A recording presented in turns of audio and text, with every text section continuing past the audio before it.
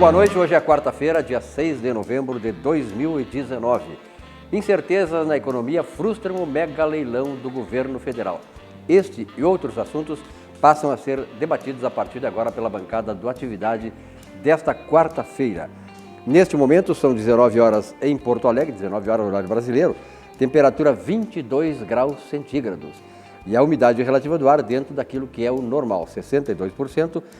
E a previsão para amanhã, hein? Chuva, volta a chuva de novo nesta quinta-feira, depois desse dia primaveril maravilhoso, né? Que a gente pôde aproveitar bem e tal. Vai chover amanhã, mas daqui a pouco as coisas começam a melhorar e o tempo começa a se firmar. Bom, vários assuntos, claro, né? Assunto que não falta aqui neste país, mas aqui o programa tem a característica de começar falando sobre esporte. Os dois times gaúchos amanhã jogam Grêmio e Internacional. O Internacional joga no Ceará contra o Ceará.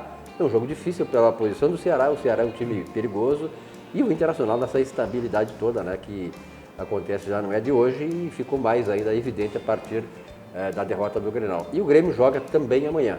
Um joga aí mais cedo e o outro, o Grêmio, joga às 9 horas da noite, se não me engano, e joga contra o CSA na Arena. Uma chance do Grêmio encostar um pouquinho mais, dependendo do resultado do São Paulo, o Grêmio assumiria a quarta posição. Os quatro primeiros que já hoje, previamente, já estariam garantidos para a fase de grupos da Libertadores da América do ano que vem. Bom, estão hoje integrando a bancada. Bianchese, bom dia, Bianchese, obrigado pela tua presença aqui. Sempre correndo, né? Você chegasse agora, correndo, esbaforido aí e tal. Veio direto. Vida de trabalhador, né? Tá certo. Percival Pugina, que bom, Pugina, tê-lo aqui novamente. Prazer em tê-lo. Prazer é meu. Muitas novidades hoje. Tem assunto bastante, né? Tem. Assuntos bombásticos, né? Pauta grande. Que beleza. E aqui à minha esquerda, Simone Magalhães. Nossa economista. Hoje nós estamos bem, né? Nossa, hoje essa bancada vai ter assunto, muitos assuntos, né? Não precisa nem dizer que tem assunto, que a Simone sempre tem assunto. Sempre né? tem, né? A gente sempre tem muita coisa. Pois é, mas vamos passar então no futebol. Bianchese, me diz uma coisa.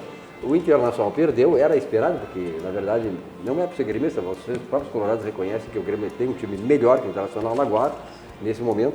E essa derrota pode influir no Internacional no jogo de amanhã e nas próximas rodadas, nessa corrida que o Inter tem para também garantir uma vaga para a Libertadores o ano que vem? O Internacional, depois que foi surpreendentemente para todos, menos para mim, derrotado, perdeu o título da Copa do Brasil, ele vem jogando de uma forma, digamos assim, desorganizada, tensa. Tá? O técnico foi demitido, né, o Odair Hellmann. O Odair Hellmann, para que você saiba, algumas pessoas estão dizendo, se não tivesse tirado o Odair Hellmann. O Odair Hellmann, até o momento, o Campeonato Brasileiro está se encerrando, ele conseguiu vencer apenas 2 jogos fora do estádio Beira-Rio. Perdeu um campeonato constrangedor, que foi esse campeonato da Copa do Brasil. Tá? Então, na verdade, o Odair Hellmann estava no lugar errado já há bastante tempo. O problema é que o Internacional, isso me foi perguntado, né? Quem vem quando você é o Odair Hellmann? E a minha resposta era a seguinte: eu não sei quem vem, mas eu sei que quem virá é pior do que o que saiu. E não deu outra. Traz um técnico completamente desencaixado da realidade do sul do Brasil, uma temeridade, inclusive, um técnico desses num Grenal, saiu barato para o Internacional. Então eu quero dizer o seguinte, eu já lanço aqui, nós vamos ter eleição no ano que vem, que a torcida se una no sentido de mudar a realidade política do nosso clube, porque tudo isso que está acontecendo é reflexo de um modelo de gestão, uma forma de gestão que, na verdade, não está levando o clube a lugar algum. Só para lembrar, essa diretoria perdeu 2 campeonatos imperdíveis. Perdeu em 2016 a final do campeonato para o Novo Hamburgo e agora perdeu em 2019 a final da Copa do Brasil para o Novo Hamburgo Gauchão, agora a Copa do Brasil para o Atlético Paranaense. É uma diretoria perdedora, incapaz, incompetente, que se justifica no fato de ter trazido o Internacional de volta para a primeira divisão. Mas um clube como o Internacional, Silvio e colegas, voltaria naturalmente para a primeira divisão pela força. E mesmo assim, eles conseguiram a proeza de serem vice-campeões da Série B, perdendo o título para o América Mineiro, que é um clube cujo orçamento é 1/10, pasmem, do que é o orçamento internacional. Então, para mim, o ano está perdido. Eu não acredito no Internacional da Libertadores, salvo algum milagre, mas acho que é hora da torcida começar a se mobilizar para justamente poder colocar alguém que tenha capacidade e condição de gerenciar um clube do tamanho do Internacional. Eu só acho que o jogo do Inter contra o Atlético Paranaense, decisão da Copa do Brasil aqui, foi um jogo normal e o resultado também foi normal. Não esqueçam que o Atlético Paranaense eliminou o Grêmio e eliminou o Flamengo lá no Rio, 2-0 no grande Flamengo lá no Rio de Janeiro.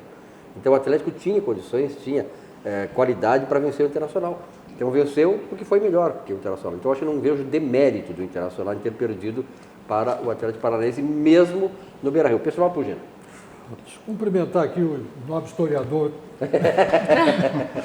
fez um relato histórico perfeitamente de acordo com aquilo que eu entendo também que aconteceu no Internacional. O Grenal foi uma coisa deplorável, né? Constrangedora para os colorados. Aliás, eu assisti aquele jogo mais ou menos como assisti ao jogo do Grêmio com o Flamengo. Que foi uma vergonha para nós. Foi uma vergonha também. O Grêmio ficou assistindo o Flamengo jogar futebol e o Internacional, por incrível que pareça, perante o time do Grêmio, que assistiu o Flamengo jogar, o Internacional ficou na situação que vimos, assistindo o jogo do Grêmio. Isso é muito constrangedor, foi exatamente isso que aconteceu. Uma jornada triste, deplorável, constrangedora, e não foi por falta de advertência e de aviso ao longo de todos os últimos meses, mostrando a decadência do time.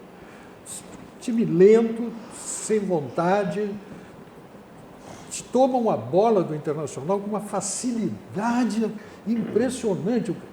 Nosso jogador está indo com a bola na frente, vem, pá, tira como tira um doce de uma criança. E não é só o Grêmio que faz isso, não. Em várias partidas do Internacional se percebeu essa dificuldade de segurar a bola, manter a bola e avançar com a bola. E quando passa cruzamentos totalmente errados para dentro da área, olha, muito ruim a equipe, muito ruim. Precisa realmente do que acabasse de dizer. Olha, tem que mudar, isso está errado. A gestão do futebol do Internacional, pode ser que a gestão financeira esteja bem, não sei, mas a do futebol é uma tragédia. A gestão financeira daqui a pouco não vamos falar, né? Como é que está. Simone Magalhães, e aí? Acho que o Valdir falou muito bem, né? Nós estamos meio que a ver navios. Eu acho que o Inter teve tantas oportunidades legais esse ano. Não era um time de ponta, eu acho que foi longe. Eu acreditei muito nesse time. Não sou a favor da demissão do Odair, acho que foi uma besteira que eles fizeram. E fui muito contra a contratação desse novo técnico, até porque, assim, quem é esse técnico?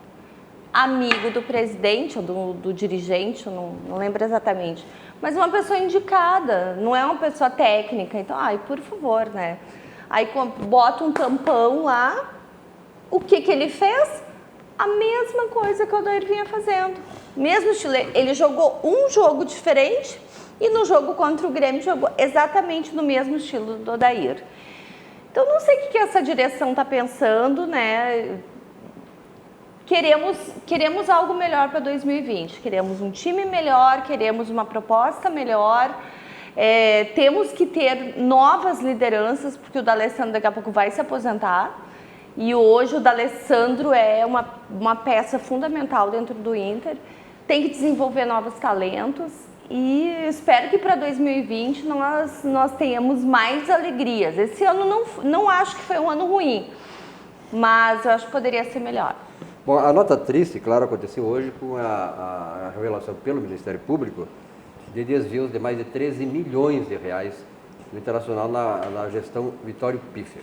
A gente fica triste, né, Pugina, porque, por um lado, fica triste porque acontece com um time, uma instituição, Esporte Clube Internacional, que é um dos grandes nomes do futebol mundial. Por que não? O Internacional é campeão do mundo também. Então, e tem uma expressão muito grande no Rio Grande do Sul e no Brasil, um time respeitado, um clube respeitado. E aí daqui a pouco vemos que uma diretoria vai lá e se aproveita uma série de coisas, mas principalmente eu quero ouvir a tua opinião, Pugina, porque a sensação que dá, eu vi os depoimentos todos, como o Ministério Público fez, o que aconteceu, é que os camaradas tinham a certeza de que não iam ser pegos, que não ia dar em nada. Esse é o mal brasileiro.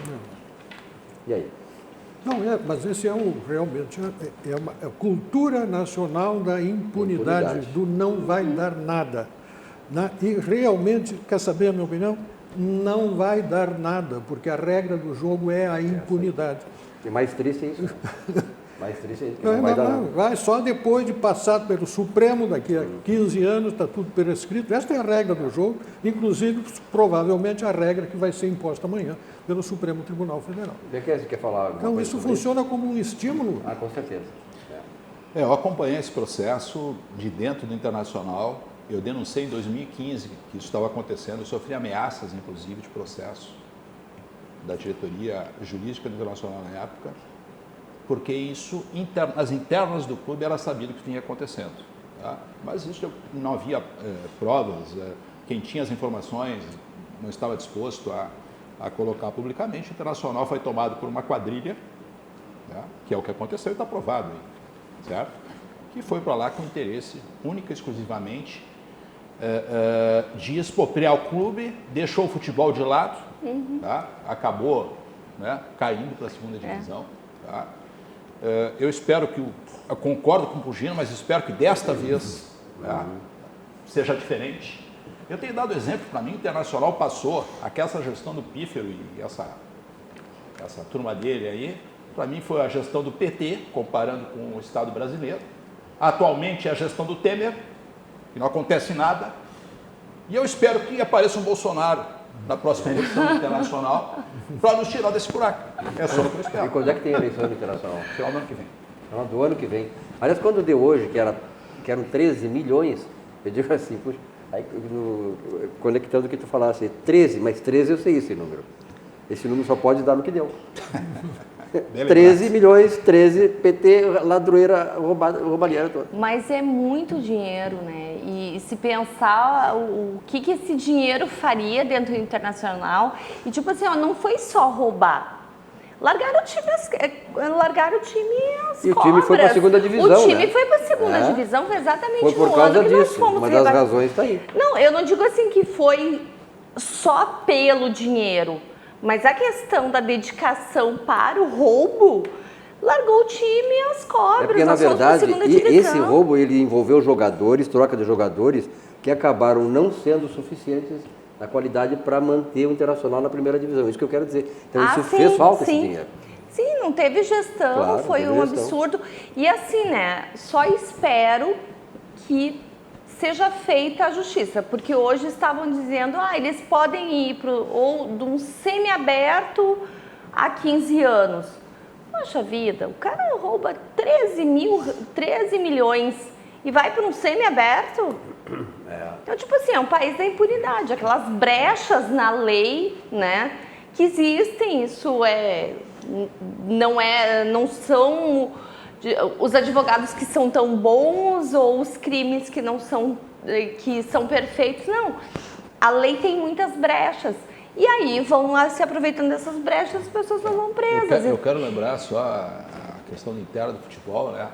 O Internacional tinha remanescentes, assim, três pessoas muito identificadas, 3 profissionais, 2 atletas e um ex-atleta muito identificados com o Internacional, que foram mandados embora nesse período. Foi o Alex, foi o Kleber e que foi o D'Alessandro, que foi mandado para o River Plate naquele ano. Sim. Tá? O Alex, inclusive, denunciou, assim, meio que publicamente numa entrevista, né? Não entrou em detalhes, mas dizendo que coisas muito erradas vinham acontecendo no clube. Né? Negociações cabulosas. Negociações cabulosas. É verdade.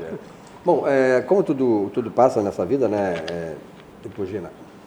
Tem informação aí que a Bela da Tarde, sabe quem era a Bela da Tarde? Nossa geração, né? Sim. Catarina. Na Bela de Ju, Catarina do Norte. Catarina está hospitalizada, né? Eu acho que até por vir, já tem mais de 80 anos, né? Problemas de saúde. Catarina Deneuve, né? Que é francesa que encantou a minha geração. Não chegaste Não, Tu é novo, né? Tu é um guri conheci novo. ela já um pouco mais madura. Então tá bom. Mas não pessoalmente. Era uma como tu- beleza. Uma bela. A bela da tarde, como se diz. Bom, nós estamos aqui no programa Atividade, são 20 horas, aliás, 19 horas e 15 minutos, ao vivo, 24 horas, www.rdctv.com.br, no YouTube RDCTV Digital, Facebook e Instagram. E hoje, Sucos Petri de laranja, homenagem a Simone Magalhães, que não deixa de tomar seu suco de uva Petri aqui, que é de graça, né? E em casa também, né? Tu compra o Em Sucos casa que Petri. compra no Zafari. No Zafra. No Zafari. Certo. A sua sede pede saúde, pede o melhor, Sucos Petri. A bebida de todas as estações, suco de laranja, suco de uva, 100% natural, sem adição de água, açúcar e conservantes. Sucos Petri só fazem o bem. E o Centro Clínico Gaúcho está ainda mais prático. Você já conhece o aplicativo do Centro Clínico Gaúcho? Com ele fica ainda mais fácil conectar-se com a saúde. Você tem acesso ao agendamento de consultas, cartão virtual, notícias e muito mais. E tudo isso na sua palma da mão. Baixe agora e acesse todos estes serviços do Centro Clínico Gaúcho, que é uma instituição que está cada vez mais se consolidando como uma das excelências na área de saúde no nosso estado do Rio Grande do Sul. Vamos à mensagem do Centro Clínico Gaúcho. Uma palavra não existe sozinha, e o Centro Clínico Gaúcho só pode dizer o quanto é grande, pois só dentro dela cabe tudo o que somos. Temos mais de 1.500 funcionários, em mais de 20 unidades da rede própria. Realizamos mais de 1 milhão de consultas por ano, entre rede interna e externa. São mais de 175 mil clientes e mais de 6 mil pacientes no programa de medicina preventiva. Mas o que é mais importante, temos você. Centro Clínico Gaúcho, cada vez maior, cada vez mais perto.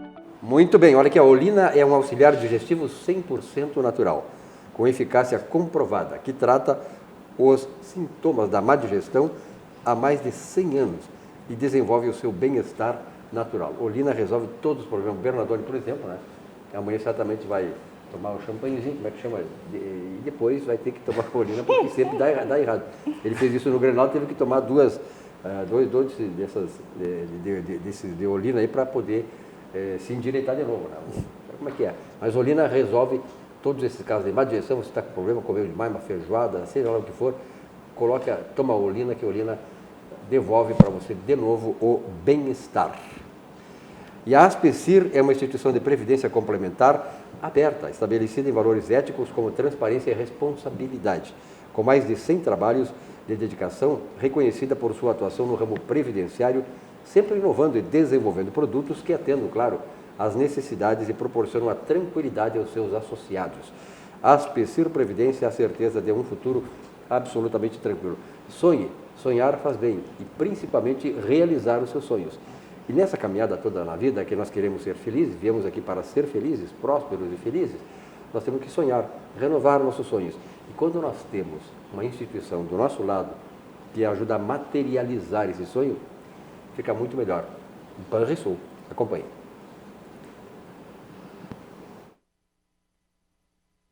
Eu escolhi o Banrisul pela segurança e proximidade. Eu também. Eu gosto de ser atendido na agência, pago minhas contas, saco dinheiro, confiro meu saldo. Eu faço tudo isso, vô, mas eu prefiro usar o celular. O Banrisul sempre está perto quando eu preciso. Perto mesmo? Dentro do bolso. Banrisul Digital, o aplicativo que simplifica a sua vida com a segurança do Banrisul. E aí, vô, não vai na agência hoje? Já foi. Banrisul Digital, clique e simplifique. Banrisul. Bom, olha, nós estamos numa semana aqui que eu digo o seguinte, né, o pessoal, Pugina, quero começar te ouvindo. O governo Bolsonaro começa a botar em prática tudo aquilo que nós votamos nele, que acreditamos nele como uma forma de mudar o Brasil, fazer o Brasil tomar um rumo do tamanho, da dimensão do seu tamanho como continente, e tomara que logo, logo seja um país que nós sempre sonhamos, o Brasil próspero, abundante, onde diminua a pobreza. Hoje nós vamos também discutir isso aqui, o número de miseráveis no Brasil superou os 13 milhões, sempre 13 na jogada, 13 milhões. Mas é impossível num país com tantos recursos naturais, com tanto potencial que nós temos, e não consigamos ter as instituições não consigam ser instituições inclusivistas no país, que possam desenvolver esse país e criar instrumentos capazes de nos tirar dessa situação. Pugina, esse conjunto de medidas do governo caminham nesse sentido? Sim, me parece que há quase um consenso. Inclusive, eu vi setores da imprensa que são antagônicos ao governo, forçados a reconhecer que as medidas estão muito bem direcionadas. O que não significa que vão conseguir implantar o conjunto de propostas exatamente como chegou. Eu quero primeiro louvar o trabalho do ministro Paulo Guedes, a comunicação, quando ele falou comunicando, dando a notícia do conjunto de providências à imprensa naquela coletiva, ele fez um pronunciamento admirável, pela facilidade de comunicação, pela segurança que tem naquilo que diz, pela correção do diagnóstico que faz da nossa realidade. Então, são medidas que visam corrigir um defeito essencial do fluxo de caixa dos governos em todos os níveis da federação. Porque há uma diferença fundamental que basta a gente pensar um pouquinho para perceber. Qualquer empresa está permanentemente ocupada em adequar as suas despesas às suas receitas. Porque se não fizer isso, o futuro lhe será trágico. A própria família, né? O problema vem ali na frente. Então, enquanto o setor privado funciona assim, o Estado funciona com uma certeza absolutamente oposta a essa. Há duas coisas certas na vida. Um é a morte, o segundo é que a despesa pública vai crescer independentemente das receitas públicas. Ora, isso é de uma irracionalidade incompatível com a vida no mundo real de hoje. Hoje é impossível imaginar-se que qualquer coisa funcione em permanente déficit de caixa. Foi o que aconteceu com o Brasil, irresponsavelmente, ao longo de tantos e tantos anos. E as medidas vêm nesta direção, para criar mecanismos que permitam adequar o gasto público às receitas, buscando aquilo que se chama, e tem lei determinando isso, equilíbrio fiscal. A busca do equilíbrio fiscal tem custo. É importante que o Congresso Nacional perceba a necessidade de aprovar providências nessa direção. Tem toda a liberdade dos parlamentares de fazer os ajustes e as adequações que lhes parecerem possíveis de serem feitas, aceitáveis e que não prejudiquem o conjunto das propostas. E quero me deter especialmente numa das propostas, até porque acompanhei durante quase 20 anos vários ciclos dentro da Assembleia Legislativa do Rio Grande do Sul de emancipações de municípios. Periodicamente abria-se a porteira e passava uma boiada e surgiam novos municípios cujos nomes hoje não se consegue mais nem memorizar. O número de municípios que, quando mencionados, não se sabe onde ficam, foram municípios criados nestas aberturas de porteira, que criaram unidades da nossa divisão política do Estado, que não têm condições de se sustentar em muitos casos. Isso é visível, uma realidade triste. E o que pretende o ministro? Disciplinar isso, para acabar com esses partos precoces dos municípios-mãe, que partejaram seus filhos sem condições ainda de estarem prontos para enfrentar a vida, fora do útero materno.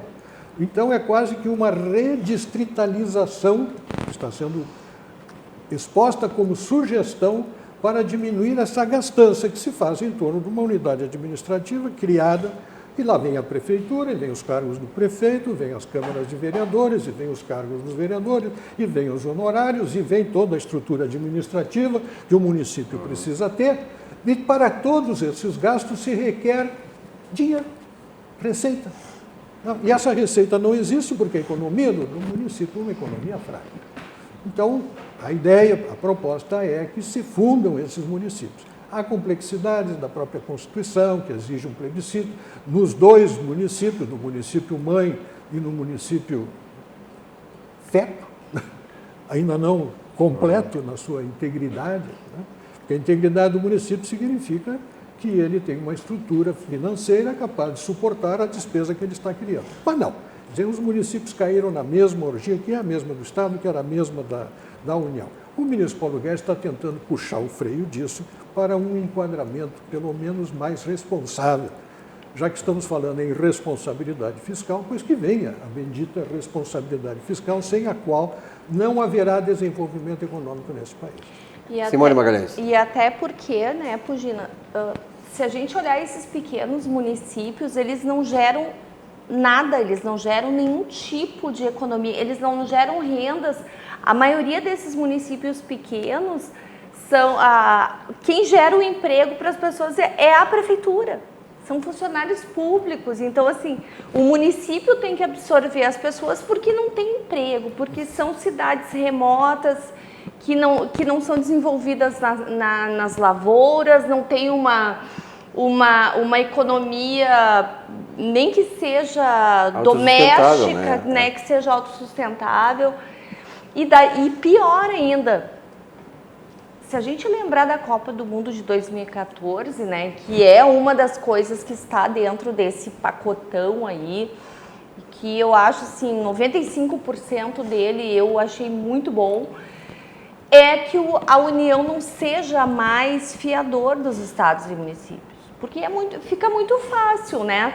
Por exemplo, a Copa do Mundo, todos os municípios queriam né, fazer coisas para serem atrativos e receber seleções. Ok. O que aconteceu? Ficaram extremamente endividados. Quem era o fiador? A União. Então, eles querem cortar isso. O grande impacto que deu todas essas medidas, mas isso assim, já faz semanas, até a gente já vem até anunciando aqui no programa, né? Já tinha conhecimento de boa parte dessas medidas que o Paulo Guedes estava organizando. Nós estamos muito despreparados para esse tipo de coisa. O Brasil faz muito tempo que não acontece nada. Quando a gente olha essas medidas assim mais drásticas, nossa, estão querendo adotar para o funcionalismo público a mesma coisa que que as empresas tiveram que negociar com os sindicatos na época da crise. Redução de salário, redução de carga horária. Mas por que não, gente? Quantos pais de família, muitos foram demitidos e quantos não foram demitidos? Vamos pegar o caso da GM aqui, né? Quantos não foram demitidos porque teve esse acordo para conter os gastos? Por que o Estado não pode ter isso? E a bem da verdade se diga o seguinte, né? Na iniciativa privada, quando acontece isso, os sindicatos da iniciativa privada, eles conseguem entender a situação e conseguem negociar com as empresas privadas. O que não acontece na área pública, os caras não abrem mão, não dos direitos, mas dos privilégios que eles têm. É demais, por exemplo, Pugina, essa questão aí de não indexar de um ano para o outro, é obrigatório dar aumento de salarial, mas como é que vai dar aumento de salarial se o Estado está tendo redução de receita? Quer dizer, é uma coisa que não fecha, são essas pequenas coisas que nos tornam analfabetos funcionais.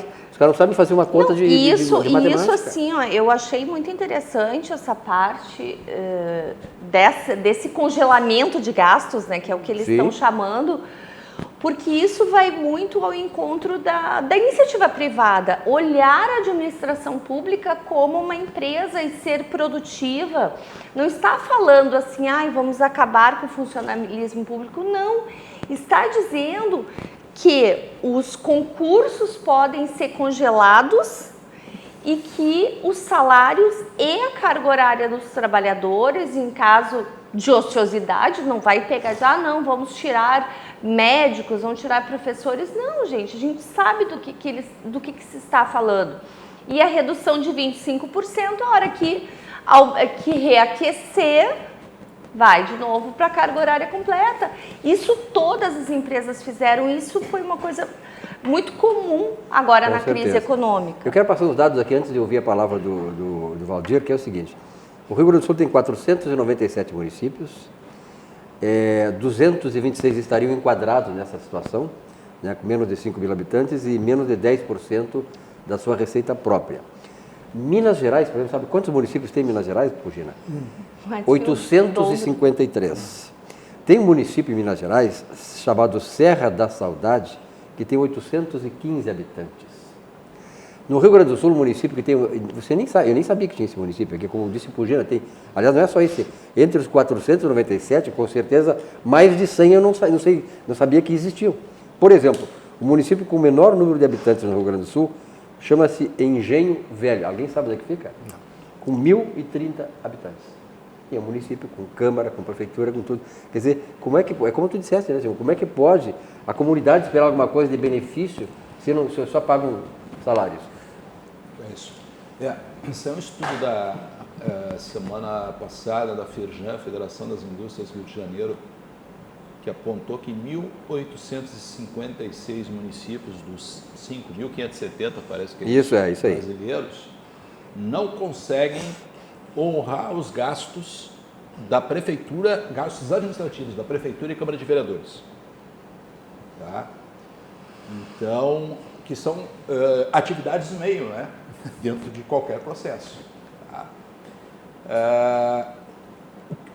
O que me parece essa medida, né?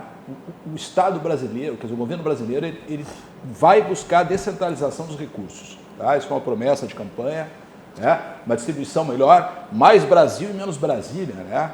Foi a frase muitas vezes aí dita pelo Paulo Guedes. Agora, esse leilão de hoje, né, do pré-sal, um percentual, uma parte desses recursos obtidos hoje com a venda, né, de 2 campos, aí, gerou 70 bilhões de reais, será distribuído nos municípios. Né? O que me parece? A visão do atual governo é o seguinte: o que adianta irrigar os municípios de recursos se não há gestão, não há um movimento, um processo que consiga levar à ponta, ou seja, ao cidadão, serviços, né, e uma atuação do Estado que melhore a eficiência do serviço público, melhore a educação, melhore a saúde e assim por diante. Eu acho absolutamente interessante, mas acho pouco viável passar, infelizmente, pelo Congresso Nacional. Porque vocês imaginam o seguinte: o que tem de prefeito, nós estamos falando de 1.250 municípios brasileiros com menos de 5 mil habitantes. Tá? Um terço, a grosso modo, aí do conjunto dos municípios. O que tem de prefeito, o que tem de vereador, o que tem de partido envolvido nesse negócio, infelizmente, eu acho que vai travar na Câmara Federal. Sim, e a oposição já começou a se movimentar, né? Obviamente, né? Contra a maioria das medidas, mas tipo assim, tá, mas vocês são contra o quê? Né? Isso é uma... Mas assim, para mim a resposta milícias do atraso. Sim, porque... Ele não faria nada a favor, ele não faz nada a favor desse governo. Sim. Vai dar certo. Não, e outra coisa, pegando um gancho no que o Valdir estava falando, tá, nós temos esses pequenos municípios aí, 1.000 e tantos municípios com menos de 5 mil pessoas. 1.250. 1.250. Aí, o governo federal repassa o recurso do pré-sal e não tem uma estrutura administrativa para fazer a gestão para que isso gere economia, gere desenvolvimento. Vai acontecer o quê? O mesmo que acontece com Triunfo. Para quem conhece Triunfo deveria ser a cidade modelo do Brasil. É verdade. É o maior PIB per capita do nosso país, é Triunfo.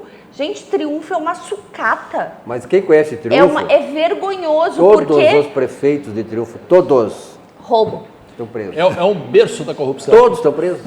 Não, eu estive em Triunfo uma vez, a primeira vez que eu fui a Triunfo, eu me decepcionei. Eu disse, não pode, eu entrei na cidade errada. A entrada da cidade tinha um buraco no asfalto, uma coisa assim absurda, era um horror. Aí eu cheguei na frente da prefeitura, o buraco ainda tem, ó, nossa câmera aqui está dizendo que ainda tem esse buraco, que há muitos anos que eu estive lá, ainda tem. E aí uma coisa aliás, vocês estão comemorando aniversário, parece que 15 anos. E aí eu gosto muito, assim, quando eu vou fazer algum trabalho nessas cidades, eu gosto de conversar com as pessoas. Eu descobri, gente, isso deve fazer uns 5 anos mais ou menos, que tinha uma pessoa que vendia lanches na pracinha, na frente da prefeitura, que era um funcionário da prefeitura. Claro, todo mundo é funcionário da prefeitura lá. Sabia? A maioria é funcionário da prefeitura. E aí eu conversando com eles, não, e aqui a gente todo mundo ganha bem, um pedreiro aqui ganha 8 mil. Gente, Sim. olha, não desmerecendo a profissão do pedreiro, que é muito nobre, mas assim, ó, Triunfo é o exemplo da vergonha. Que a corrupção endêmica engoliram todo o dinheiro. E vai ser o que vai acontecer se pegar o dinheiro do pré-sal e colocar nessas administrações que não sabem o que fazer. Bom, vamos continuar discutindo esse assunto, né, Simone? Porque, na verdade, tem vários aspectos aí desse pacotão, né, que o Bolsonaro enviou, que realmente, de certa maneira, né, eu acho que a expressão certa é essa, vai ser uma redenção para o setor público brasileiro se fosse bem observado. Você não concorda em que seria uma redenção do setor público? Sem dúvida, sem dúvida.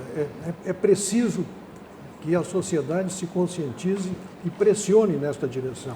O modo como esses municípios foram nascendo e surgindo, como eu acompanhei, eu vi acontecer. Há um problema político, por exemplo, que é a matriz de muita emancipação dessa. A sede do município tem um controle político, está sob controle político de um determinado partido ou grupo de pessoas. Mas o distrito tal tem outra liderança e passa a pressionar pela sua emancipação para dar espaço para esta outra liderança.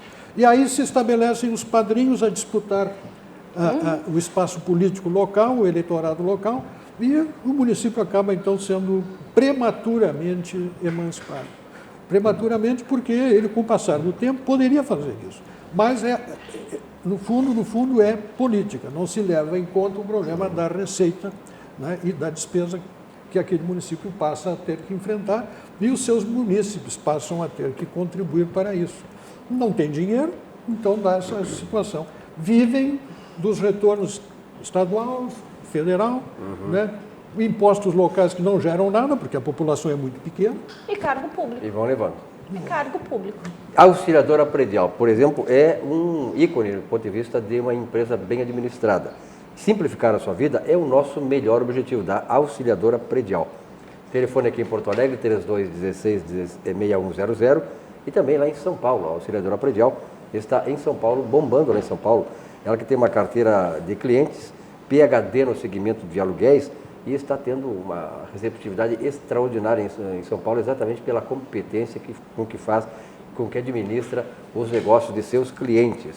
Em São Paulo, por exemplo, anote aí, 11 23 48 40 00. A auxiliadora predial, também um dos orgulhos do Rio Grande do Sul. E claro, está aqui hoje do nosso lado, formação e informação de qualidade sobre temas sociais, políticos e econômicos. Você encontra, claro, naturalmente em Conservadores e Liberais, o blog de Percival Pugina, pugina.org. Pugina e seus colaboradores proporcionam conteúdos com texto, imagem e vídeos para o seu esclarecimento sobre questões da atualidade nacional. Milhares de brasileiros diariamente acessam o blog pugina.org. Seja bem informado e, sobretudo, tenha um farol, né, uma luz mostrando os caminhos que nós vamos ter nesse país, quais os percalços que temos e como vamos ter que percorrer esse percalço, afastá-los para que nós possamos ter um Brasil verdadeiramente gigante, aí, que seja um país também mais justo, né, próspero e justo para a sua sociedade. O Fly Studio lá na Ipiranga, 8339, é um empreendimento da Algair Engenharia. Possui acabamento diferenciado em todos os sentidos, bicicletário, salão de festas e coworking, espaço fitness, lavanderia e horta urbana são seus diferenciais. Paredes, pisos, esquadrias, portas e tubulações com tratamento acústico que proporcionam maior conforto e tranquilidade aos seus moradores. Últimas oportunidades para fazer parte da família Fly. Aproveite e entre em contato com a sua imobiliária. A imobiliária da sua confiança, a imobiliária com quem você já trabalha, ou ligue então para o telefone 33 39 12 50. O Fly da Algaia fica naquela zona extremamente valorizada hoje em Porto Alegre, lá depois da PUC, né? E nesse caminho, viu, Simone, eu sei que tu já estiveste lá e vai fazer uma nova visita, tu pode levar o teu Tony Blair, porque na passada ali tem a Cobase, ali perto. Inclusive o Fly lá do Algaia tem também esse condão, né, de deixar próximo ao Zafari e na frente do Zafari, na Ipiranga, a Cobase. Quer dizer, o Tony Blair vai gostar, passa no Zafari, compra umas coisas para ti, depois a Cobase ali. Está perto da PUC, está perto do Zafari, está perto da Cobase, está perto das ciclovias. O Fly tá Sabe tudo de muito Porto bem. Alegre. E vocês sabem Tá quem bem. é que constrói as lojas da Cobase aqui no Rio Grande do Sul? Imagina, categoria Algaia. Cobase. Algaia. Aliás, falando em Cobase, então vamos agora chamar a Cobase, né? Já que vocês insistem, né? Falando em Cobase, com 34 anos de liderança no varejo pet, a Cobase é pioneira no conceito de shoppings para animais. Tem que botar o teu Cusco aí também, ó. A foto dele aí, ó. Com 75 lojas em todo o Brasil e agora 5 lojas em Porto Alegre. Seu formato inovador oferece uma experiência única de compra e aproximação ainda maior entre as pessoas e seus animais de estimação. É uma excelente opção de lazer para toda a família. Venha para a Cobase e viva essa experiência. Cobase, o shopping do seu animal. Realmente a Cobase é hoje um ponto de atração aqui de Porto Alegre, né? Principalmente quem tem seu pet aí, mas tem cachorrinho, Valdir? Tem, o Chopp. Shopping? Chopp. Olha aqui, o Tony Blair esteve aqui no programa. Tony Blair Ó, teve no deixa eu programa, mostrar a Tony Blair. fotinho do Tony Blair. Sacanagem, ele teve aqui um dia que eu não estava. O Tony Blair também, Tony né? Blair foi. Ele escolhe as companhias. Né? Esse é o famoso Tony Blair, escolhe ó. as companhias. Ele veio o dia que eu não estava aqui. Tony Blair sentou quase nessa, Acho que tá meio... nessa bancada aqui. Ó, Olha aí, Quem é o Tony Blair dali? Ó, é até parecido comigo, Sim. olha. Ele está mais parecido contigo do que tu dele. Exatamente, esse é o Tony Blair, Que legal, lindo. Tony Blair. Muito bem. Bom, são 19 horas e 42 minutos. O programa Atividade aqui há 26 anos no ar. Sempre ao vivo, trazendo muita informação, muito debate sobre sistemas importantes. Gina, mais alguma coisa aí para explorar? Eu vou tratar de um assunto bem local aqui, das nossas cercanias. Há um humanismo, que eu chamo de um humanismo vigarista, porque, a rigor, não é humanista. É antivida, porque é a favor do aborto, não distingue bicho de gente, é anticristão, anticultura ocidental, anticapitalista, é anti tudo, porque é um humanismo que quer fazer uma revolução social, uma reengenharia social. Como produto desse tipo de humanismo perverso, porque um humanismo com essas características ele acaba sendo desumano, como produto disso, aquelas carrocinhas que, puxadas por cavalo, carregavam papel pela cidade, causava uma revolta nas pessoas, os animais estarem sujeitos a ficar puxando carga pela cidade, Mal alimentados. mal alimentados, Destratados. maltratados pelos carroceiros. Então, diante desta revolta, o tal humanismo simplesmente substituiu os cavalos por seres humanos. Eu considero ser humano fazendo tração animal uma agressão à dignidade da pessoa humana. Cada vez, e a gente passa por eles, por toda a cidade, aqueles homens puxando aqueles carrinhos, me disseram que aquilo é desenhado Cada vez maior, né? cada vez maior, cada vez mais cheio, que aquilo é desenhado pela prefeitura, que aquilo tem um projeto padrão, foi o que me contaram. modelo. Quando eu passo por isso e vejo que Porto Alegre não enxerga o que está acontecendo embaixo dos nossos olhos, com seres humanos substituindo cavalo, fazendo tração animal, mas o que é isso? Até quando nós vamos tolerar que se cometa esta agressão à dignidade da pessoa humana? Tem que botar um motor naquelas coisas e essas pessoas têm que trabalhar em condições melhores. Me contaram que quando se tratou disso, houve uma rejeição dos defensores da natureza que não queriam motores funcionando porque iria aumentar a poluição da cidade. Para com isso. Por favor. Como é que Porto Alegrense convive silenciosamente com isso? É, uma coisa... E aí, Simone? Tu que vem de Canoas, em Canoas também tem esse problema? Só que lá em Canoas as carroças não são emplacadas, como era em Porto Alegre. Vocês lembram quando era emplacado? Não, o mesmo problema que tem em Porto Alegre tem em Canoas. E assim, não vamos muito longe, aqui no final da rua da RDC TV na Paraíba, esquina com a Voluntários, é um verdadeiro lixão ali, né? Porque essas pessoas, assim, eu acho, é claro, é uma profissão, eles são catadores. Inclusive lá na frente do meu condomínio tem um senhor que há anos ele fica lá no dia que a gente vai levar o lixo, ele separa, ele leva, para vender, ok. Só que o que acontece?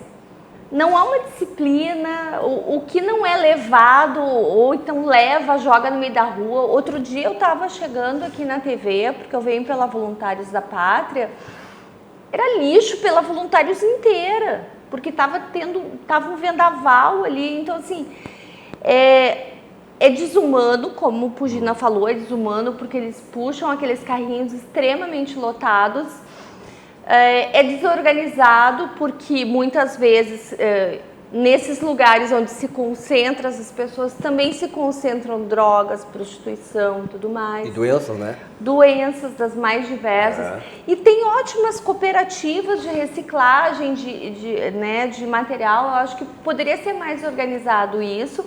E sem falar que assim, ó, não foi semana passada ou essa semana, eu estava parada numa avenida lá em Canoas e abriu a sinaleira, o carro que estava na minha frente arrancou e estava vindo uma carroça com um cavalo, simplesmente passou na frente, ele quase levou carroça, cavalo, tudo junto.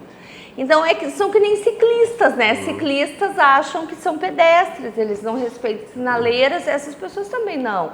Trancam os trânsitos, passam em viadutos, olha, aliás, um absurdo. Isso que tu fala, até eu chamo a atenção aqui, a gente sabe que a IPTC tem mudado a sua orientação, está fazendo muito melhor o seu trabalho, e acho que é uma coisa que está aí evoluindo, a gente tem que reconhecer isso, mas eu quero dar fazer uma observação para a IPTC. Quando eu venho para cá, eu muitas vezes uso o túnel da Conceição. Pô, invariavelmente tem uma carroça dessas atravancando o trânsito dentro do túnel. E numa hora, 5 horas, 5 e pouco da tarde que eu venho para cá, porque o programa começa às 19 horas, a gente não sabe quanto tempo vai demorar para chegar aqui. Eu moro na frente do Beira Rio, aí tem um campo de futebol ali na Parque Marinha do Brasil, eu moro na frente daquele campo de futebol que tem ali. E aquele é próprio, não é alocado. Mas é um campo de futebol. Então, eu venho cedo, mas sempre, invariavelmente, Pugina, tem uma dessas carroções cada vez maiores, às vezes 2 ou 3. Por que a PTC não proíbe, pelo menos nessas horas de passar? É exatamente a hora do rush, que os caras estão lá. Aí realmente atrapalha. Aí a população que tem misericórdia, entende a situação deles, fica com raiva, porque, poxa vida, também, ali não é o momento, não é o ideal deles passarem. Então, eu acho que a PTC podia fazer uma forcinha, né? Agora, eu acho assim, acho que a questão que Pugina atrás é de humanidade, né? Essa turma está muito envolvida, né? É um trabalho, um subemprego, né? Na questão da reciclagem, do papel, do alumínio, do plástico, eventualmente, tá? Eles são a base de uma cadeia gigantesca de processamento, de reprocessamento, tá? E de reciclagem. Para que você tenha uma ideia, o Brasil é o maior reciclador de alumínio do planeta, justamente porque essas pessoas que são muitas vezes exploradas, tá?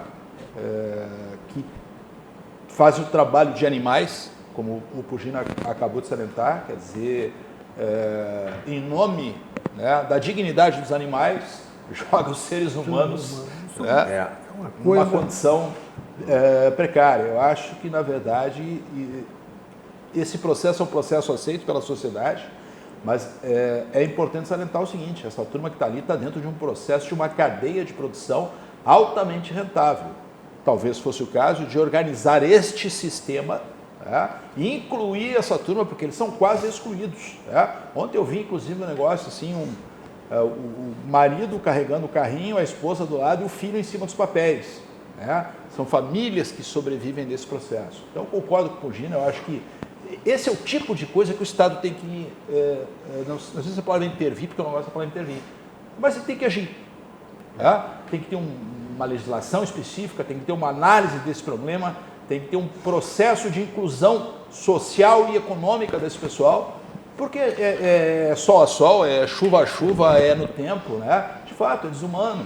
Em pleno século XXI, nós aceitamos isso passivamente, como se normal fosse. Deixa eu contar uma coisa para vocês. Quando eu morei em Montes Claros, lá no norte de Minas Gerais, eu trabalhei num projeto de instalação de uma usina de geração de energia do lixo, né? Era um projeto muito interessante e essa usina ela já tem, eu acho que em Recife, mas o projeto original deles, eles são americanos. E a proposta era assim, eles faziam a coleta do lixo, eles separavam o lixo, aquele lixo que seria usado para geração de energia e vapor e água quente para as empresas, e aquele material reciclado eles repassavam para essas cooperativas, ou seja, essas pessoas, além de não ter mais os lixões, né, essas pessoas que ficam coletando lixo nas ruas não precisariam mais estar lá, porque elas estariam alocadas nessas cooperativas que já receberiam o lixo, então eles trabalhariam lá. Resumo da ópera. Até hoje ainda não existe. Isso faz perto aí de uns 10 anos, mais ou menos. Montes Claros é uma cidade que tem 400 mil habitantes, mais ou menos, ainda tem um lixão. E por questões políticas, teve a licitação, embargaram e até hoje não saiu. Ou seja, uma cidade que não tem grandes recursos, porque não é uma cidade assim que desenvolvida como deveria ser, porque ela está num eixo ali, Brasília, Nordeste, né? Ela está num lugar muito interessante, mas aquela empresa ia gerar energia mais barata, ia gerar vapor para as indústrias, água quente para as indústrias. Então, assim, ela ia se sustentar tudo do lixo, ela mesma ia coletar o lixo, mas está parado, porque por questões políticas. E as pessoas continuam lá no lixão, pegando lixo para vender. Que tu colocas aí, né, essa questão de responsabilizar as pessoas que começam as obras e não terminam. Quer dizer, enquanto não se responsabilizar civilmente essas pessoas, quer dizer, entra o governo, aí tem um projeto maravilhoso que foi difícil, conseguiu dinheiro, milhões empregados ali, o cara chega, não, aquilo não era mais prioritário, abandona aquilo com milhares de obras. Não é meu, não foi do meu partido. Quer dizer, isso aí tem que responsabilizar, Exatamente. não é possível. Então essa reforma toda que nós estamos festejando aí, ela é muito mais ampla. Na verdade, eu não estou defendendo aqui que a Rosa de Luxemburgo defendia que era uma revolução, né? Porque a revolução é só socialista, destruir para botar o socialismo. Nós queremos a reforma do capitalismo. Na verdade, no Brasil, nós temos que implantar o capitalismo. Olha Quer aqui, ver, só para a gente finalizar, uma coisa que o Paulo Guedes falou, principalmente hoje, ele falou muito, que ele disse assim, ó, nós não precisamos reduzir gastos, nós temos que melhorar a qualidade dos nossos gastos. Melhor os gastos. Isso para mim é perfeito, porque assim, ó, os impostos, o Brasil não tem que ter aplicação financeira, não tem que gerar lucro, não. Tem os impostos, gasta, mas gasta bem, faz com que nós, brasileiros, tenhamos qualidade de vida, gaste bem o dinheiro. Simone, gastando bem o dinheiro e acabando com essa roubalheira que o PT fez no país. Ontem eu dei esse dado aqui, a Fundação Getúlio Vargas, eu trouxe até a revista, que não sei se estava aqui, a revista da Conjuntura Econômica. Imagina, eles estimam em R$1 trilhão, o que foi surrupiado no país.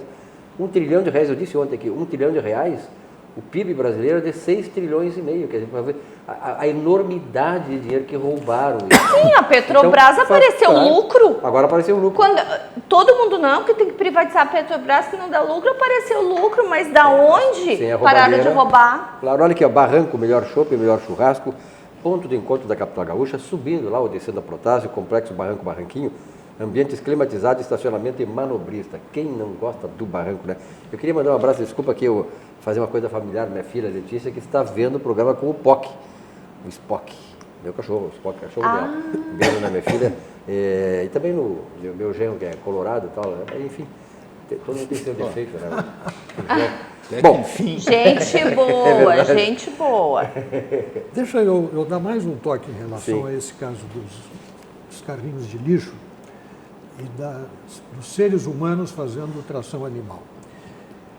Que isso não responde a nenhuma visão de dignidade da pessoa humana, não resta a menor dúvida. Nenhum dos senhores e as senhoras que estão nos assistindo se sujeitariam a fazer esse trabalho, exceto se a alternativa de subsistência fosse o mundo do crime. É verdade. É o último degrau. Sabe qual é a distância que separa um homem desses, uma família dessas, da droga e do traficante? Mas não dá 10 metros. não dá 10 metros. E eles preferem fazer esse trabalho do que fazer o tráfico. Serem soldados do tráfico. Ora, só isto merece que a sociedade os aplauda. Agora, não adianta ficar dizendo, olha que beleza, né? Tá trabalhando dignamente para receber o necessário para a subsistência pessoal e da família. Não basta isso. Eu acho que tem que realmente, a sociedade tem que rever o modo como nós estamos tratando dessa questão da reciclagem, da coleta e reciclagem do lixo. Muito bem, olha aqui, ó. Economize com garantia de qualidade na maior loja de vinhos de Porto Alegre. São mais de 400 rótulos exclusivos para você viver o melhor do vinho. Passe em uma loja e confira. Vamos ver aí a fachada das lojas da Vinhos do Mundo, aqui na Cristóvão Colombo, bem pertinho daqui, 14,93. Também temos na Alameda Alípio César 203. E a outra, esta última aí, Simone, onde eu frequento, lá no bairro Menino Deus, é muito linda a loja.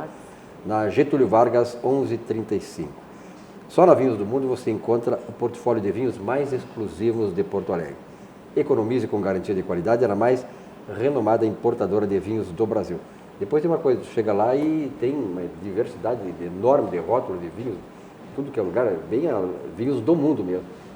Preços adequados, preço da concorrência e tal, e um atendimento espetacular. O atendimento lá é fabuloso. Muito bom. E olha aqui, a Vidrobox também, uma empresa tradicional, uma empresa de grande competição e de grande excelência no que ela faz. A qualidade do vidro está aqui, olha, desde 1971. Eu era gurizinho ainda. Em 1971 a Vidrobox já estava por aí. Tu não gostou? Não acredita? Não acreditei. Acreditou? Então tá. Vidros temperados e laminados, duplos termoacústicos, Vidrobox, telefone 3302-4343. E o nosso Centro de Integração Empresa Escola do Rio Grande do Sul. Atua como agente de promoção do desenvolvimento social, respeitando as diferenças e fornecendo meios para a inclusão, que ela seja conquistada com dignidade e qualidade. Um mundo de oportunidades para você mudar a sua história. O CIE presta um papel importante para o desenvolvimento dos jovens estagiários sedentos de oportunidades. Quem quer mesmo progredir, prosperar e iniciar a sua carreira, no CIE tem aí o ponto, né, de partida para uma vida de prosperidade, de abundância e de realização profissional. Vamos à mensagem do CIE. Há 50 anos, o CIERS trabalha na geração de oportunidades de aprendizagem e de estágio para que milhares de jovens possam transformar suas trajetórias em histórias de sucesso. Já são mais de 1.800.000 jovens beneficiados em programas de estágio e aprendizagem. 50 mil empresas parceiras renovando ideias, estruturas e processos com a energia e criatividade da juventude. O CIERS acredita no desenvolvimento humano, social e profissional, visando a construção de uma sociedade mais justa e com oportunidades para todos. Conheça mais sobre todos os programas do CIE. CIE 50 anos, uma história de infinitas oportunidades. Faltam 2 minutos para as 20 horas. A temperatura continua em 22 graus centígrados aqui na zona norte de Porto Alegre. Eu vi agora, Pugina, na emissora de rádio, que o presidente Alberto Fernandes, que se elegeu na Argentina, que tem, né, como vice-presidente, essa figura impoluta, procurada pela justiça, não sei se ela vai conseguir se safar da prisão, a Cristina Kirchner, pois ele está dizendo que ele vai implementar uma agenda bem igual ao que o PT fez aqui, a começar pela liberação do aborto. Né? E eu pergunto para vocês o seguinte, o presidente Bolsonaro já deu o recado dele, e, aliás, eu acho que deu com muita autoridade, porque não se faz o que o presidente da Argentina fez, né, de elogiar, do ponto de vista político, um preso brasileiro que foi preso porque roubou do país, e teve todas as chances, mais de 100 recursos, e a justiça fez o certo, encarcerou o Luiz Inácio Lula da Silva por roubo. Ele é considerado hoje o maior ladrão da história da civilização ocidental. Tem mais? Quer mais? O Lula é o maior ladrão da civilização ocidental. Está encarcerado lá. Tu achas que, começa contigo, Pugina, o Brasil deva ser representado? Por exemplo, diz que hoje o representante do Brasil, se for se representar lá, será o general Mourão. Eu acho que o presidente não deve ir. Não deve ir. Mas como é um país vizinho com o qual o Brasil mantém Forte Comércio, um parceiro importante que afeta a economia do Rio Grande do Sul, qualquer problema com a Argentina. Eu acho que a presença do vice-presidente resolve em parte o problema. Né?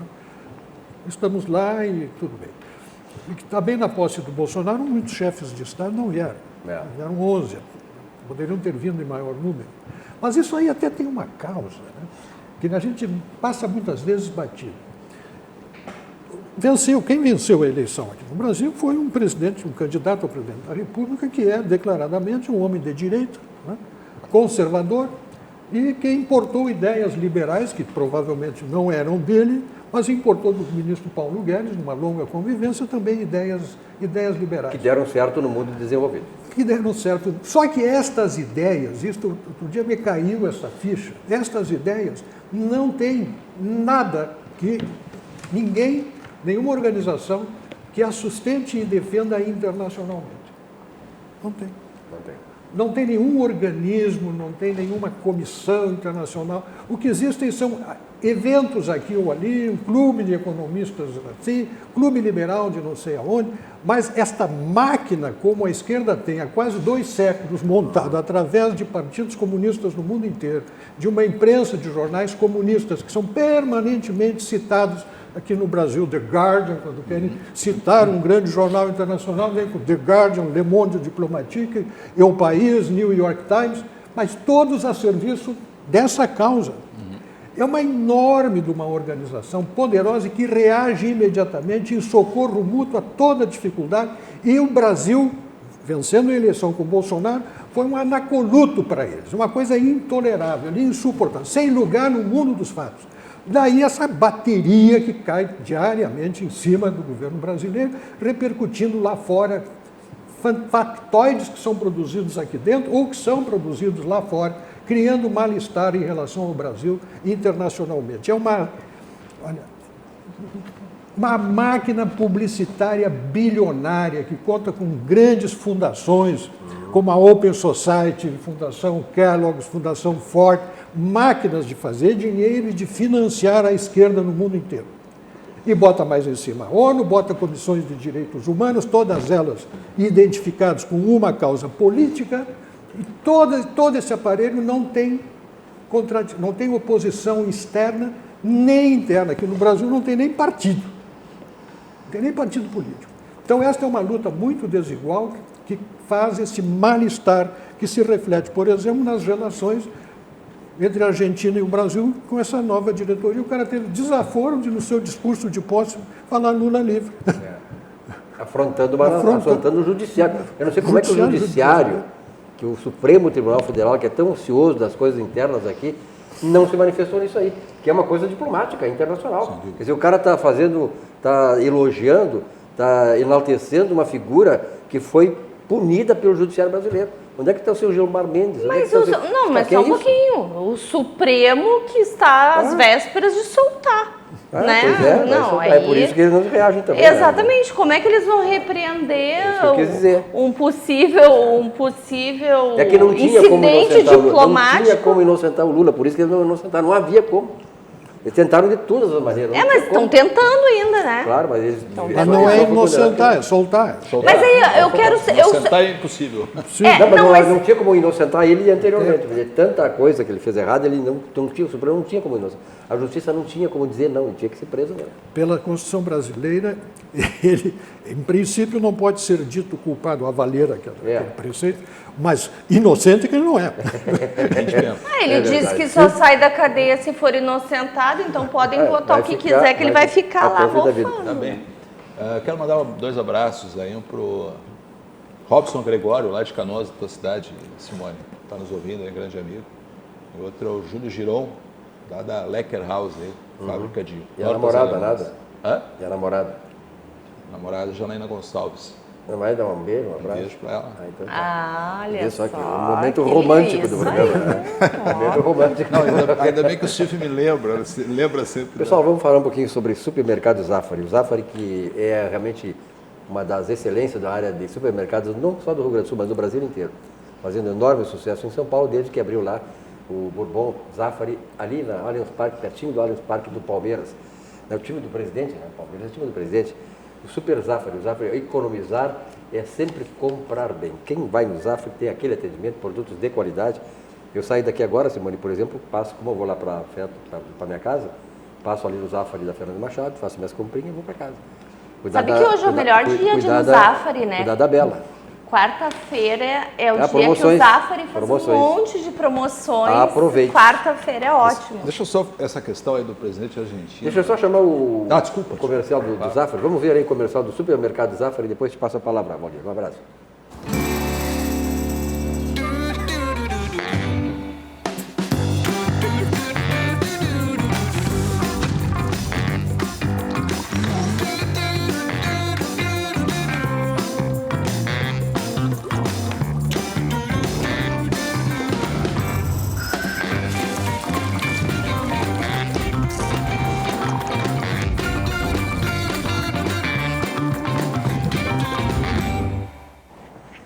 Maravilha, supermercado Zafari, 20 horas e 6 minutos. Estamos daqui a pouco nos encaminhando para o final do programa. Valdir Benquese. Acho que essa questão do presidente argentino aí, que pesa a questão ideológica, que eu não vou nem comentar, porque eu acho ridículo, mas tem uma questão de respeito à soberania, mais uma, né? Respeito à soberania nacional. Tá? E ele tem que lembrar o seguinte, que o maior parceiro comercial da Argentina é o Brasil. Tá? Compra muita coisa da Argentina. Tá? Consome muito produto argentino, claro que a Argentina também tem uma contrapartida nesse sentido.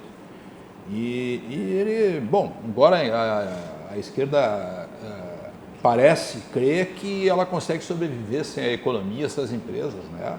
Mas uma represália, uma retaliação do governo brasileiro em relação à entrada de produtos argentinos pode criar sérios problemas já companhia. Um embargo como tem em Cuba, né? Como eles reclamam, um embargo, né? O Bolsonaro acabou. Miséria, o Bolsonaro às vezes estava pisando na bola, né? Acabou divulgando aí um Twitter aí de empresas que estão se retirando ou estariam se retirando, né? Da Argentina, até isso viralizou nas redes sociais. Na verdade, empresas que estariam com intenções de investimento lá e que já não vão fazer mais. Mais umas que estariam saindo da Argentina, tá? Mas é uma obviedade, né? A Argentina deve passar por momentos difíceis nos próximos anos, tá? Em função do modelo implantado, modelo econômico implantado. Com certeza. Nós estamos chegando no final do programa, eu queria só, o que foi a manchete que eu dei aqui no começo, o IBGE divulgou hoje que o Brasil tem 13 milhões e meio de miseráveis, aquelas pessoas que vivem com não mais do que $1,90 por dia. Esse dado de 2018, para não culparem o Bolsonaro, que como responsável por isso também, né? Foi em 2018. O Bolsonaro foi eleito naquele ano, então ele não tem culpa de nada. Mas a saída, né, Putina, e aqui a Simone, que é economista também, é a questão macroeconômica. O Brasil tem que se desenvolver, tem que investir. Eu queria um minutinho antes de terminar o programa. Tem uma economista chamada Mônica de Bolli. Ela é diretora de estudos latino-americanos e mercados emergentes da Universidade Johns Hopkins, dos Estados Unidos. Ela deu uma entrevista hoje dizendo que o Paulo Guedes está preso nos anos 70. Eu, como economista, gostaria de dizer para a dona Mônica que ela está presa nos anos 60, porque todas as mudanças que estão sendo feitas, porque ela falou de uma forma pejorativa, né, que o Paulo Guedes estava preso nos anos 70 de uma forma pejorativa, eu digo que ele está preso nos anos 70 de uma forma muito boa, porque foi na década de 70 que tivemos o segundo PND, que era Juscelino, que crescemos 50 anos e 5. Então, que bom que ele esteja nos anos 70, né? E que a senhora se atualize um pouco mais e olhe para o nosso país da forma que nós, economistas, devemos olhar e não simplesmente olhar de fora. Ela deve pertencer a essas organizações que o Pugina agora denunciou aí, né? Que estão instrumentalizando no mundo inteiro tudo contra as medidas bem. Não, interessante que assim, a entrevista dela começa já justificando que na época da Dilma ela escreveu um livro da Borboleta Azul onde ela fazia críticas. Para não dizer assim que ela está fazendo crítica. Para dizer que está isenta. Desculpa, mas eu acho que assim, nós economistas temos uma base sólida de estudos, desde os economistas clássicos até a nova economia. E eu acho que assim, ela poderia ter se resguardado e falar que tantas mudanças que estão sendo é uma coisa boa para o nosso país, mas ela se colocou de uma forma pejorativa, lastimável ser da mesma profissão que a minha. E aí, Pugina, para encerrar o programa, alguma informação, alguma notícia? Não, a Mônica De Bolle deve achar, né, que bom mesmo é entrar no jogo do Grupo de Puebla, que é essa organização simétrica, paralela, criada para funcionar mais ou menos como funciona o Foro de São Paulo, que foi recentemente fundado, e as pessoas até se perguntam, mas se tem o Foro de São Paulo, por que o Grupo de Puebla? Olha, para quem atua desse modo coordenado, como a esquerda age, como eu acabei de dizer, uma organização a mais é mais uma organização no serviço da causa.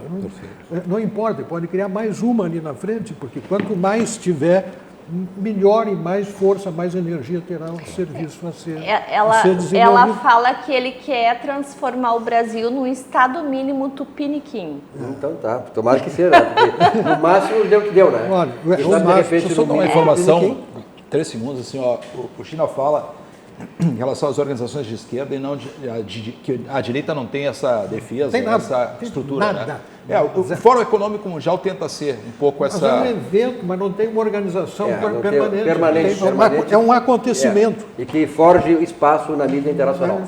Valdir, obrigado pela tua presença aqui, Pugina também, muito obrado pela essa presença nessa quarta-feira. Simone, bom retorno para Canoas. Obrigada, Canoas. boa noite para você. E a você, telespectador, muito obrigado pela audiência.